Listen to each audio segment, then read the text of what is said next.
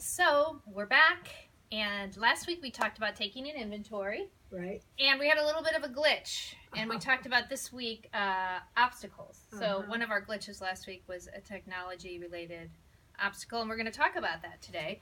So last week we talked about taking an inventory.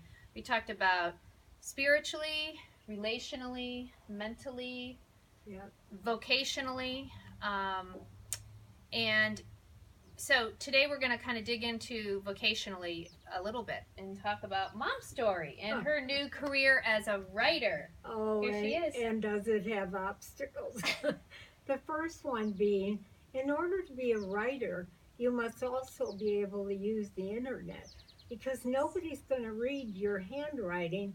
And because my daughter here went and took my typewriter away, I was all set. Typewriter. I had it under the bed forever. Finally, when I became a writer and a queen a couple years ago, I pulled it out immediately. And when she got there, she took it away. I mean, I was lost. I fooled around with the internet. It seemed like a lot of work. And my typewriter was so handy. And so I never really knew anything about the internet. And now, I've come a long way, I want to tell you. You have. Mom has come a long way because it's not only the internet.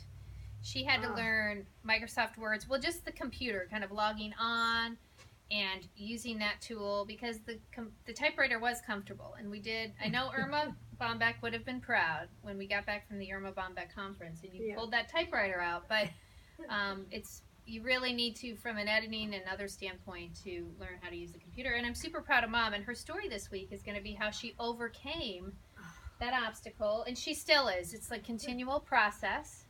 We made friends with a guy in the Microsoft store, and Mom bought a package. So you call up when she has concerns. I got my money's worth. I'll tell you, they know me by now. They just take over the machine, my computer, and they push the buttons, and I sit there smiling. But I'll tell you, there's an obstacle every day. Yes. I mean, I can't brag, otherwise I'll have one today, Julie. Yeah, right. So. Well, but I think my mom's a great example of someone with a very positive attitude. She's had obstacles her whole life.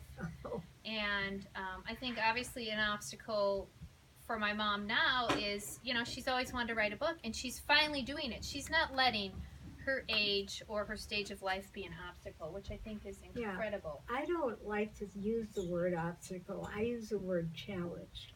And apparently God thought that I needed a lot of challenges.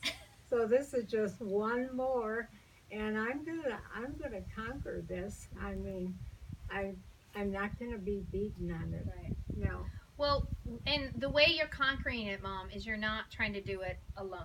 No. And I think a lot of people, when they hit an obstacle or hit a wall, is they try to kind of push through it.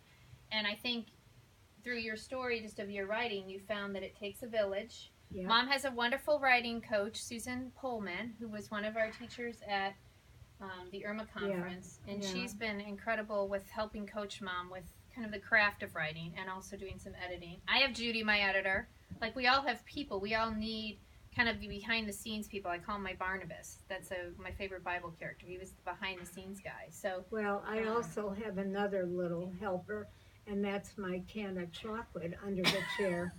And I've gone through a lot of Dove chocolate and Hershey Kisses, and, I can't keep that up. So now I call Julie or Susan, and I'm trying. Speed dial. Yeah, trying to do that instead. Yeah, instead of eating the chocolate. But that's another way to overcome obstacles is eating, but that may not be a good way because then you get into other issues. You don't, but yeah, we don't want to encourage that. No encouraging the eating to overcome obstacles. We got to scratch that on the tape, but I don't know how to actually edit the video very well. That's one of my obstacles. Well, I am a queen, so I would say we could make an exception. Yes, on the chocolate. There are perks. Yeah, I know. So anyway, well, I'm proud of you, Mom. So look for Mom's story this coming week on how she overcame some of her technology obstacles. And what's your story called? It's internet illiteracy. Okay. Well, that's going to be coming soon, and We'll have more obstacles. I think we might focus on obstacles maybe the next couple weeks because there's a lot of them. Oh. Our past can be an obstacle. Yes. What other things? Our expectations. Do you ever have, like, when you go into things, desired outcomes that you really, really want? That can actually be an obstacle. I've learned that the hard way. Yes. Putting time frames, impatience.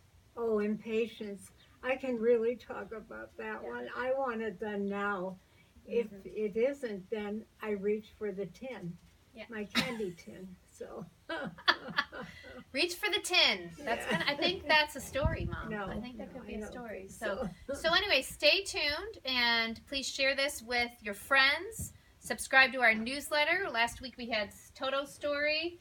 We had Mom's quip about we're off. What was the quip?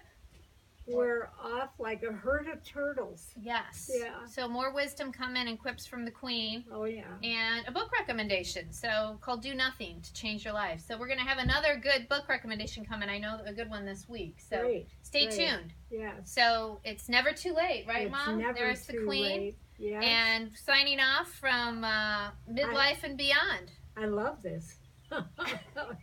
Way beyond, right? Way beyond. Okay, have a great week. Bye-bye. Bye-bye.